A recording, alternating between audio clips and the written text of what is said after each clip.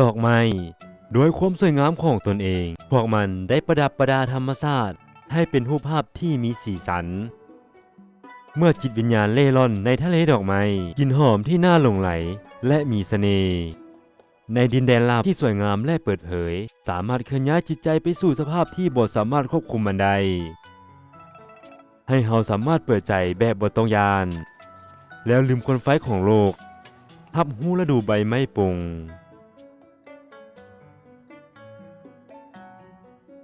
สิ่งดึงดูดต่างๆที่ใช้ดอกไม้เป็นสื่อกลางได้จับเอาจิตวิญญาณและหัวใจของพวกเราความรักที่ธรรมชาติมอบให้เหล่านี้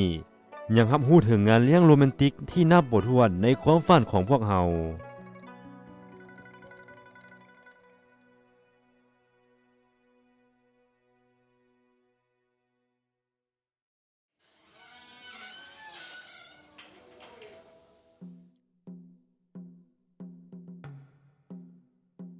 จ้างหลิง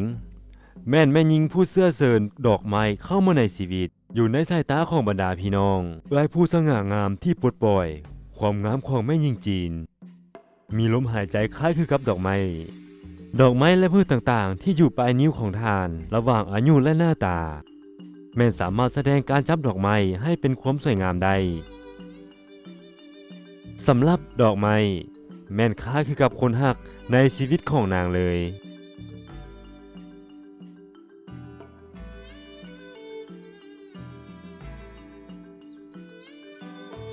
พงเพียงพบกับภูผา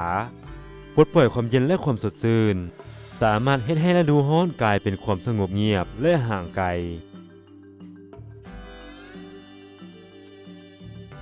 ในทุกๆปีเมื่อความร้อนมาถึงการพบปะของหมู่สนิทกับจางหลิงแม้นจะเริ่มต้นจากแดนลับในใบซาและดอกไม้ให้ดอกไม้และศิลปะของชาวจีนผสมผสานอย่างลงตัวนี้แม่นความเข้าใจที่นางได้รับจากการแสวงหาความงามของแนวคิดทางด้านศิลปะท่าทางสง่างามและแจกย้ายอยู่ทั่วทุกแห่งโดยความงามแบบตะวันออกที่แม่หญิงสาวจีนสะสมมาหลายพันปี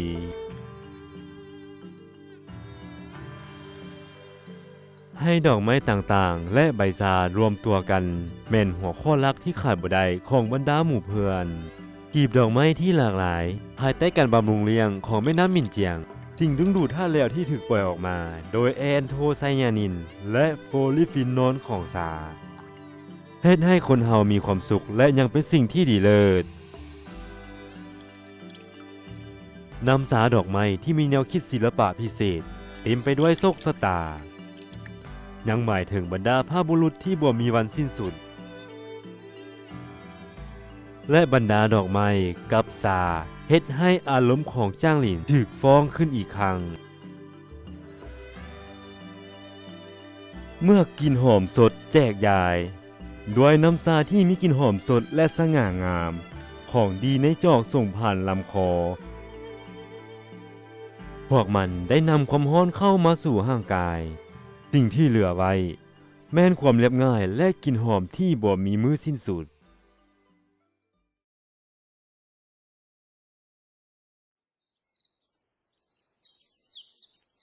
ในเดือน3ปฏิทินจีนลมอุ่นและดูใบไม้ผลิสู่เหมย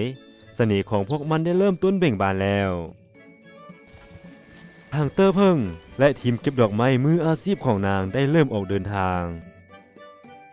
ช่วงเวลานี้ของทุกๆปีพวกนางจะมาเป็นหมู่มาเก็บดอกไม้ของสู่เหมยเพลิดเพลินกับการเดินทางโรแมนติกในระยะ50 มือพื้นที่50 หมู่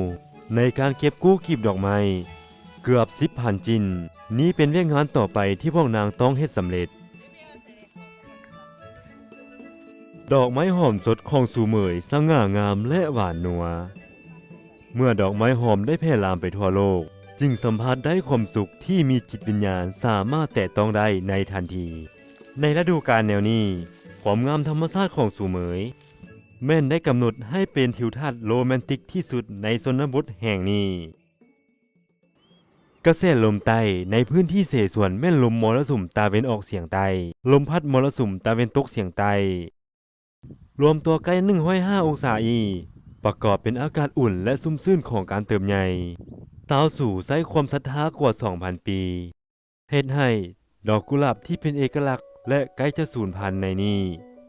ถูกเก็บรักษาไว้แต่ความยุ่งยากของการเก็บกู้และการเพาะปลูกพวกมันได้ถูกปากทิ่มโดยเจ้าของผู้ที่ใจร้อนหลาย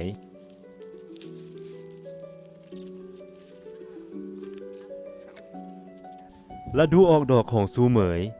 มีเพียงแต่50 วันเท่านั้นกีบดอกที่เบ่งบานมันมีความสวยงามบกกาย3 มือตอนนั้นทางเตอร์เพิ่งและบรรดาผู้เก็บกู้ทุกๆมือต้องมาก่อนแดดร้อนก่อนตอนเที่ยงเก็บดอกไม้ทั้งหมดที่เบ่งบานของคืนที่ผ่านมาแล้วจึงส่งกีบดอกไปบ่อนที่ควรไปให้ไววาที่สุด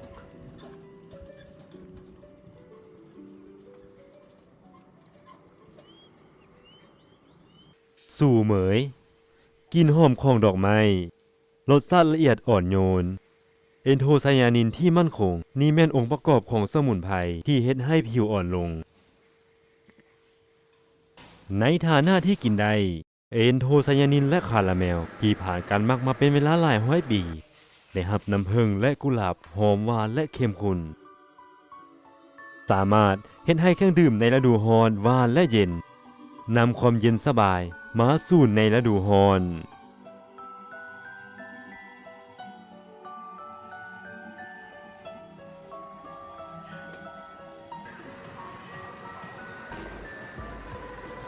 ในบ้านเสสวนเมื่อมาถึงฤดูการออกดอกของดอกไม้เอากีบดอกของดอกไม้สดมาซับให้ละเอียดดื่มน้ำตาลอ้อยผสมเข้าไปแล้วใส่ข้าวเหนียวปั่นอาหารว่างที่ได้รับแม่นอาหารแซ่บที่สืบทอดลงมาของซุนยางตีของสาวเสสวนเอิ้นว่าบัวลอยหลายใจและดอกกุหลาบสิ่งที่ถือผู้คุณเบิ่งเป็นผู้สงสารที่แสดงความรักหลากหลายชนิดห่างกายเต็มไปด้วยน้ำงดงามที่เบิกบานเห็นให้ผู้คนได้หลงไหลสำหรับวังเซียนจุนแล้วใช้การกินดอกกุหลาบและดอกต่างๆเป็นวัตถุดิบเฮ็ดอาหารแซ่บเพื่อตอบสนองยุคที่บูชารูปทรงดีถอนความงามที่สมบูรณ์แบบฐานะที่เป็นผู้ปรุงแต่งของอาหารประดิษฐ์เสสวนเฮ็ดอาหารด้วยดอกไม้เราเลือกที่จะลืมชั่วคราวในกลิ่นหอมของมาล่าในเสสวนใส่ดอกไม้เป็นอาหารเลือกเอากีบที่กินได้ของฤดูกาลที่สอดคล้องเพื่อปรุงแต่งอาหารนี่แม่นการหูวิธีใส่กลิ่นหอมของดอกไม้และรักษาความงามของดอกไม้เพื่อให้มีทางความแซ่บและรักษาสุขภาพไปพร้อมกันและเค้กกุหลาบเคยเป็นอาหารมากที่สุดของจักรพรรดิเสียงหลงในตำนานวังเซียนจุนได้เปลี่ยนประเพณีของการอบนำใช้แป้งหมี่ที่เฮ็ดจากแกงซาและดอกไม้หลังจากทอดด้วยไฟอ่อนๆแล้วเพื่อเฮ็ดให้แป้งใสจึงเติมหมากไม้และผักเค้กดอกไม้สไตล์ใหม่ที่ได้รับกลิ่นหอมเตะดังดึงดูดจิตใจผู้คน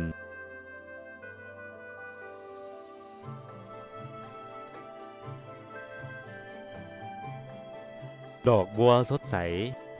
มีรสหวานและเย็นหลังจากกรีบดอกปอกเปลือกแล้วใช้แป้งหมี่จุ่มในน้ำแกงไก่จืนในเตาน้ำมันดอกบัวจืนจานหนึ่งหอมสดและแซ่บกรอบและเหลืองคำ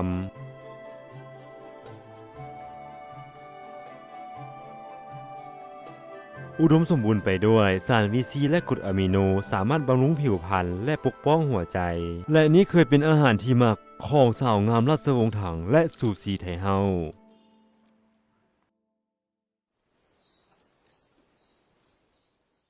การพบปะที่สวยงามระหว่างมันต้นบทและดอกกุหลาบแม่นจิตวิญญาณที่ได้รับในความรักโรแมนติกของวังเซียนจุน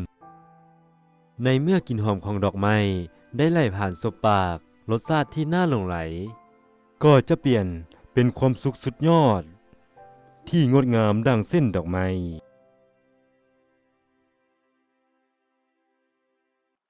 ดอกไม้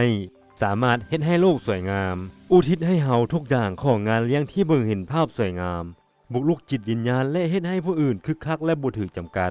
เวลาเดียวกันยังนำความดึงดูดของรสชาติที่อุดมสมบูรณ์ถึงตัวอาหารและได้นำความแซ่บถึงตัวอาหารมาให้พวกเฮาบอกว่าแม่นห้องครัวของสาวบ้าน หรือว่าห้องโถงครัวหลวงบ่เท่าก่อนวัยกลิ่นหอมธรรมชาติและรูปทรงสวยงามของดอกไม้ต่างๆถึงบรรดาพ่อครัวที่ปรุงแต่งรู้จักกับพวกมันได้เปลี่ยนเป็นรสชาติแซ่บที่หลากหลายเฮ็ดให้ตอมรสชาติที่เต็มไปด้วยความแซ่บและความสดใหม่ของดอกไม้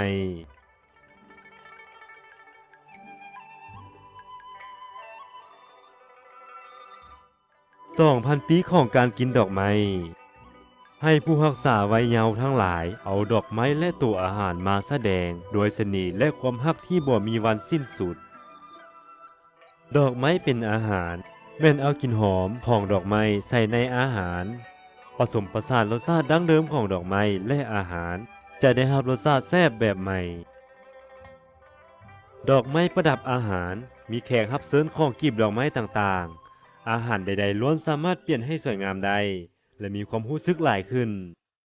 สิ่งนี้ต้องการให้ผู้ปรุงแต่งเข้าใจสูงเกี่ยวกับความงามของอาหารเพื่อบ่ให้คนอื่นมาละเมิดได้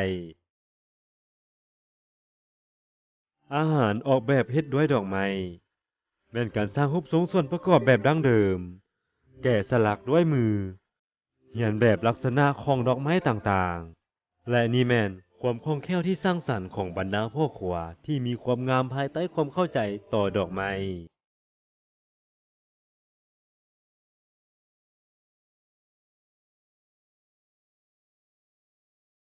และทุกอย่างนี้เกี่ยวย้อนความงามของดอกไม้เฮ็ดให้คนเฮามีแรงบันดาลใจและสัมผัสทางวิญญาณที่บ่จำกัดจึงสามารถใช้ฝีมือและเฮ็ดให้หน้าประหลาดใจ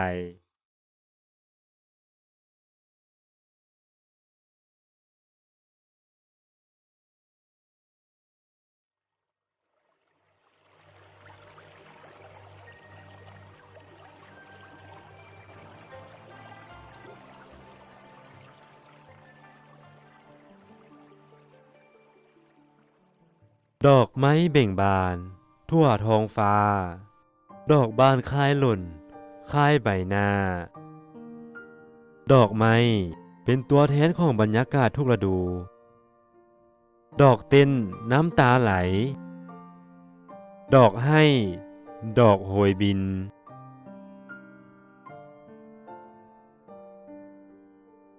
ดอกไม้บานเวลาคล้ายคือเพลงความคิดถึงเส้นคืนที่บ่มีมือสิ้นสุดดอกไม้หล่นความฝันทันทีใดบางทีการรอคอยแม่นเพียงสถานที่ทิวทัศน์ต่อไป